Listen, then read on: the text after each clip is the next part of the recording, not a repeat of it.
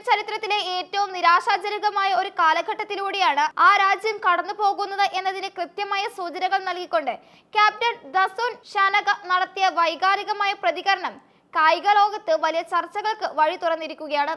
T20 ലോകകപ്പിന്റെ നിർണായക ഘട്ടത്തിൽ സെമി ഫൈനൽ കാണാതെ പുറത്തായതിന് പിന്നാലെ ടീമിനും താരങ്ങൾക്കുമെതിരെ രാജ്യത്തിനകത്തുനിന്ന് ഉയരുന്ന കടുത്ത വിമർശനങ്ങളിൽ അദ്ദേഹം തന്റെ ശക്തമായ അതൃപ്തി രേഖപ്പെടുത്തി. ന്യൂസിലാൻഡിനോട് 61 റൺസിന്റെ ദാരുണമായ തോൽവി ഏറ്റുവാങ്ങിയതോടെയാണ് മുൻ ചാമ്പ്യന്മാരായ ശ്രീലങ്കയുടെ ലോകകപ്പ് മോഹങ്ങൾ പാതിവഴിയിൽ അവസാനിച്ചത്. സൂപ്പർ 8-ലെ തുടർച്ചയായ പരാജയങ്ങൾ ലങ്കൻ ക്രിക്കറ്റിന്റെ അടിത്തറ ഇളക്കുന്നതാണെന്ന വിലയിരുത്തലുകൾക്കിടെ കായിക വിനോദത്തിന്റെ ഭാവി സംരക്ഷിക്കാൻ സർക്കാർ അടിയന്തരമായി ഇടപെടണമെന്ന ഷാനകയുടെ ആവശ്യം ഏറെ ഗൗരവത്തോടെയാണ് രാഷ്ട്രീയ കായിക കേന്ദ്രങ്ങൾ വീക്ഷിക്കുന്നത്. വാർത്താ സമ്മേളനത്തിൽ സംസാരിക്കവേ ഷാനകയുടെ വാക്കുകളിൽ പരാജയ ഭാരത്തേക്കാൾ ഉപരിയായി പുറത്തുനിന്നുള്ള അനാവശ്യ സമ്മർദ്ദങ്ങളുടെ രോഷമാണ് പ്രകടമായത്.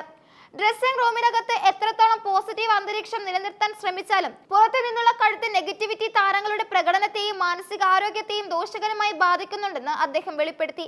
പലപ്പോഴും മത്സരത്തിന് സാങ്കേതിക വശങ്ങളോ സാഹചര്യങ്ങളോ മനസ്സിലാക്കാതെയാണ് സാമൂഹിക മാധ്യമങ്ങളിലൂടെയും മറ്റും വിമർശനങ്ങൾ തൊടുത്തുവിടുന്നത്. മൈക്കുമായി പുറത്തു നിൽക്കുന്ന പലരും കളിയെക്കുറിച്ച് കൃത്യമായ ധാരണയില്ലാതെയാണ് സംസാരിക്കുന്നതെന്നും വെറും നെഗറ്റീവ് വാർത്തകൾ പ്രചരിപ്പിക്കുന്നത് ശ്രീലങ്കൻ ക്രിക്കറ്റിന് നികത്താനാവാത്ത നഷ്ടമാണ് ഉണ്ടാക്കുന്നതെന്നും അദ്ദേഹം കുറ്റപ്പെടുത്തി. ഈ പ്രവണത തുടർന്നാൽ വരും തലമുറയിലെ യുവതാരങ്ങൾക്ക് ക്രിക്കറ്റിലേക്ക് കടന്നുവരാൻ പോലും ഭയം ഉണ്ടാകുമെന്നും അതിനാൽ സർക്കാർ തലത്തിൽ ഇത്തരം സൈബർ ആക്രമണങ്ങൾക്കും അനാവശ്യ വിമർശനങ്ങൾക്കുമെതിരെ നിയന്ത്രണങ്ങൾ ഏർപ്പെടുത്തണമെന്നും അദ്ദേഹം ആവശ്യപ്പെട്ടു.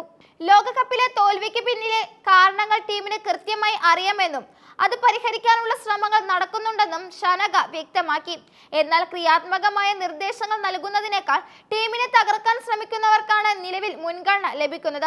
2014 T20 ലോകകപ്പ് കിരീടം ചൂടിയതിനു ശേഷം നടന്ന 5 ലോകകപ്പുകളിലും സെമി ഫൈനൽ എന്ന കടമ്പ കടക്കാൻ ശ്രീലങ്കയ്ക്ക് സാധിച്ചിട്ടില്ല എന്നത് ഒരു കൈപ്പേറിയ സത്യമായി അവശേഷിക്കുന്നു. ഇത്തവണ സ്പിൻ ബൗളിംഗിനെ തുണയ്ക്കുന്ന പിച്ചുകളിൽ ലങ്കൻ ബാറ്റിംഗ് നിര നിരുത്തരവാദിത്തപരമായി തകർന്നടിയുന്ന കാഴ്ചയാണ് കണ്ടത്. ന്യൂസിലാൻഡിനെതിരായ മത്സരത്തിൽ പിച്ച് റീഡ് ചെയ്യുന്നതിൽ വലിയ പാകപ്പിഴകൾ സംഭവിച്ചുവെന്ന് ഷാനക തുറന്നു സമ്മതിച്ചു. കിവി സ്പിന്നർമാരുടെ തന്ത്രങ്ങൾക്ക് മുന്നിൽ ഉത്തരമില്ലാതെ ഉഴറിയ ലങ്കൻ താരങ്ങൾക്ക് വെറും 107 റൺസ് മാത്രമാണ് നേടാനായത്. ഒരു കാലത്ത് ലോക ക്രിക്കറ്റിലെ വൻ ശക്തികളായിരുന്ന ലങ്ക ഇന്ന് കുഞ്ഞൻ ടീമുകളോട് പോലും പതറുന്ന അവസ്ഥയിലേക്ക് മാറിയിരിക്കുന്നു.